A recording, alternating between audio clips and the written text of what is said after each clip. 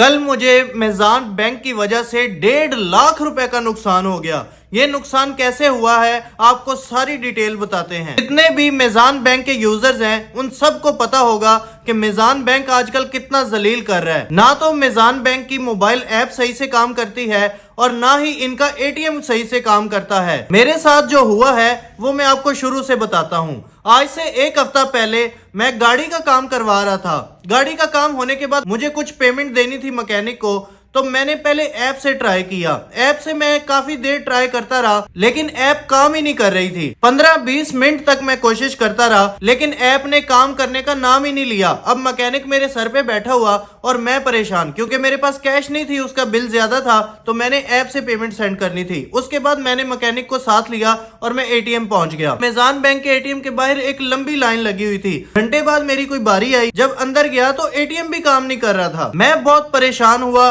Mechanic बाहर ही खड़ा था। उधर 2-3 लोग और भी सेम यही कंप्लेन कर रहे थे कि ना तो ऐप चल रही है और ना ही एटीएम काम कर रहा है। मैंने सोचा यार ये इनका अपना एटीएम है, किसी वजह से ये काम नहीं कर रहा होगा।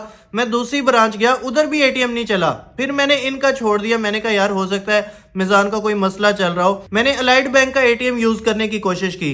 वहां पे बाकी सबके एटीएम चल रहे थे, मिजान बैंक का एटीएम काम ना कर रहा हो। अब मैकेनिक मेरे साथ है, वो मेरे सर पे खड़ा है, मैंने पेमेंट देनी है और एटीएम काम नहीं कर रहा, ऐप काम नहीं कर रही। मैं इतना परेशान। फिर इसी तरह से मैंने 2 से 3 बैंकों के एटीएम ट्राई किए लेकिन कहीं भी मिजान बैंक का एटीएम काम नहीं किया और इस तरह मेरे 4 से 5 घंटे जाया हो गए। खैर उस बात को मैंने इग्नोर कर दिया। मैंने इनकी ब्रांच में भी जाके कंप्लेन की। मैंने कहा यार इस तरह ना आपकी ऐप चल रही है ना आपका एटीएम चल रहा है, लेकिन मुझे कोई भी पॉजिटिव रिस्पॉन्स नहीं आया और ना ही मुझे उन्होंने किसी तरह से फैसिलिटेट किया। मिजान बैंक को कराची से कंट्रोल किया जाता है। कराची के अंदर इनका हेड ऑफिस है। तो मुझे कहते हैं भाई कराची आप हेल्पलाइन पे कॉल करें, आप ये करें वो करें। मैंने हेल्पलाइन पे भी कॉल की लेकिन मुझे कोई जवाब नहीं मिला और ना ही मेरा मसला हल हुआ।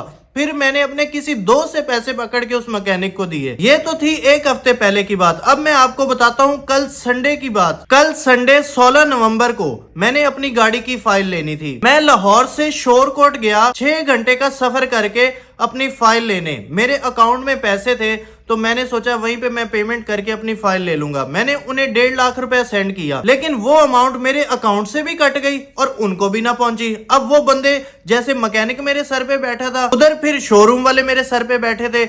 मैं इतना परेशान हुआ यार कि मेरे पास अब जो पेमेंट थी वो तो मैंने सेंड कर दी। अब अगर दूसरी बार मैं ट्रांजैक्शन करता हूं तो हो सकता है वो डबल अमाउंट उनको पहुंच जाती। अब मैं बार बार तो लाहौर से नहीं आ सकता और मेरे अकाउंट से तो पैसे कट गए। अब इधर से पैसे कट गए, मुझे ईमेल पे भी मैसेज आ गया, मुझे सिम पे भी